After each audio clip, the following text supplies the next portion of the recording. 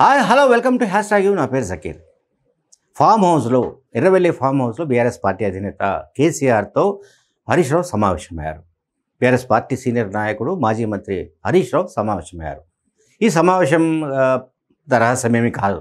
ఎందుకంటే జూన్ 5న Kaleshwaram commission justice PC Ghosh commission కేసీఆర్ను పిలిచింది కనుక కేసీఆర్ హాజరవ్వాలని ఆల్రెడీ నిర్ణయించుకున్నారు కనుక ఆ కమిషన్ ముందు ఎటువంటి వాదనలు వినిపించాలి, ఏం చెప్పాలి, కమిషన్ ఎటువంటి క్వశ్చన్స్ వేసే అవకాశం ఉంది. ఎందుకంటే ఆల్రెడీ ఇప్పటికే కాళేశ్వరం ప్రాజెక్టు నిర్మాణంలో పాల్గొన్న ఇంజనీర్లు కావచ్చు, సిబ్బంది కావచ్చు, అధికారులు కావచ్చు, లేకపోతే ఇతరత్ర ముడిపడి ఉన్న అందరూ, అంటే ఈవెన్ కాంట్రాక్ట్ సంస్థలు కావచ్చు, వాళ్ళందరి నుంచి కూడా వాంగ్మూలాన్ని జస్టిస్ ఘోష్ కమిషన్ తీసుకుంది.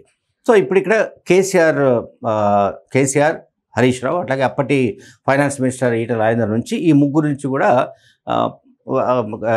కమిషన్ కొన్ని వివరాలు రాబట్టాలని అనుకుంటుంది.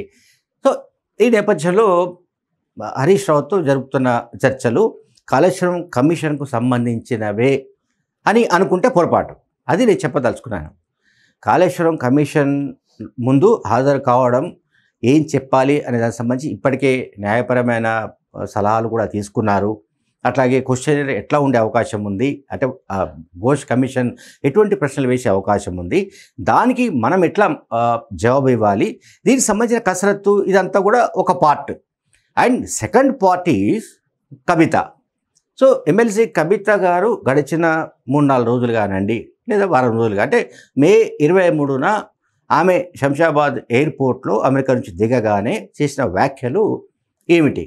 కేసీఆర్ దేవుడే, కానీ ఆయన చుట్టూ దయ్యాలున్నాయని చేసిన కామెంట్ చాలా బర్నింగ్ కామెంట్. గడిచిన ఈ 4-5 రోజులుగా మీడియాలో, సోషల్ మీడియాలో పెద్ద ఎత్తున దాని చుట్టూ రకరకాల కథనాలు వస్తున్నాయి. ఆల్రెడీ కాంగ్రెస్ వాళ్ళు కొంతమంది దీనికి సంబంధించి ఆరోపిస్తున్నారు. అసలు దయ్యం అంటే కేటీఆర్ అనే కొంతమంది, ఇంకేదో పేరు చెప్పి వాళ్ళని కొంతమంది రకరకాలుగా మాట్లాడుతున్నారు. సో ఈ సబ్జెక్టు కూడా, ఎందుకంటే ఇప్పుడు బీఆర్ఎస్ పార్టీ ఇప్పటికే నిజానికి రజతోత్సవ సభ తర్వాత, అంటే ఏప్రిల్ 27న రజతోత్సవ సభ అయిపోయింది. సో దాదాపు నెల రోజులు గడిచిపోయాయి. ఇవాళ మే 28న మనం మాట్లాడుతున్నాం.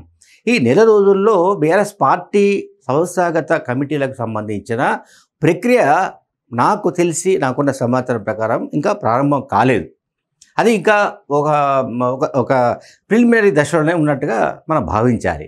అంటే సంస్థాగత నిర్మాణపరమైన వ్యవహారాలు ఇంకా ఊపందుకోలేదు.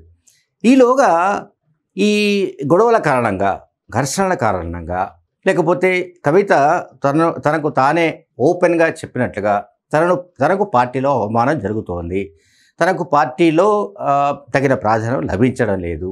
సో రాజకీయ పదవుల్లో, అంటే బీఆర్ఎస్ పార్టీ పదవుల్లో తనకుండే ప్రాధాన్యం ఏమిటి అనేది ఆమె అడుగుతున్న ప్రశ్న. అలాగే రేపు భవిష్యత్తులో 2028లో ఒకవేళ అధికారంలోకి వస్తే నా పాత్ర ఏమిటనేది ఆమె వేస్తున్న ప్రశ్న. వీటికి కేసీఆర్ జవాబు చెప్పాల్సిన అవసరం ఉంది. అంటే పార్టీ హైకమాండ్ అంటే కేసీఆరే. సో కేసీఆర్ మినహా మరెవరు జవాబు చెప్పలేరు. ఎవరైనా జవాబు చెప్పినా అది ఎవరు కూడా దాన్ని తీసుకోవడానికి లేదు, అంటే నమ్మడానికి లేదు. సో ఇప్పుడు కవిత పాయింట్ ఆఫ్ వ్యూ, అంటే కవిత ఒకవైపు ప్యారలల్ ఆపరేషన్స్ నడుస్తున్నాయి కవితకు సంబంధించి. అంటే ప్యారలల్ ఆపరేషన్స్ అంటే సమాంతరంగా, అంటే బీఆర్ఎస్ పార్టీ ఒకవైపు కమిటీలు వేయలేదు, ఓవైపు తెలంగాణ జాగృతికి సంబంధించిన కమిటీల నియామకాలు వేగంగా జరుగుతున్నాయి. అండ్ సింగరేణి జాగృతి అనే సంస్థను కూడా ఆమె ఏర్పాటు చేశారు. దానికి సంబంధించి కూడా కమిటీలను నియమించారు. ఈ కమిటీలన్నింటిలో కూడా మనం చూడవలసింది ఏంటంటే ఎస్సీ, ఎస్టీ, బీసీ మైనారిటీలకు ఎక్కువ ప్రాధాన్యం ఇవ్వడానికి ఆమె ప్రయత్నిస్తున్నారు. అంటే సామాజిక సమీకరణలు ఇక్కడ ఆమె చాలా పర్టికులర్గా తీసుకున్నట్టుగా మనకు అర్థమవుతుంది. సో సామాజిక తెలంగాణ అని ఆమె ఒక నినాదాన్ని రైజ్ చేస్తున్నారు కనుక ఆ నేపథ్యంలోనే ఆమె ఈ కమిటీ నియామకంలో కూడా ఆయా వర్గాలకు, అట్టడుగున ఉన్న వర్గాలకు, బడుగు బలహీన వర్గాలకు ఎక్కువగా ప్రాధాన్యత ఇవ్వడానికి ప్రయత్నిస్తున్నారు. ఈ కమిటీల నియామకాలు సంగతి ఏమిటి? ఈ కమిటీ నియామకాల్లో ఎస్సీ, ఎస్టీ, బీసీలకు సంబంధించిన ప్రాతినిధ్యం ఎట్లా ఉంది? సో దీని ప్రభావం పార్టీపైన ఏమైనా పడే అవకాశం ఉందా? అట్లాగే కవిత ఇష్యూలో మనం ఎటువంటి నిర్ణయం తీసుకుంటే బాగుంటుంది? కవితను సస్పెండ్ చేయడమా, లేకుంటే కవితకు షోకాజ్ నోటీస్ ఇచ్చి కొంతకాలం వేచి చూడడమా?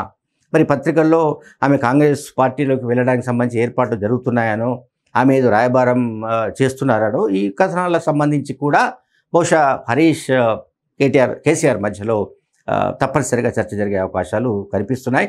చర్చిస్తున్నట్టుగా కూడా మనకు తెలుస్తోంది. Thank you very much.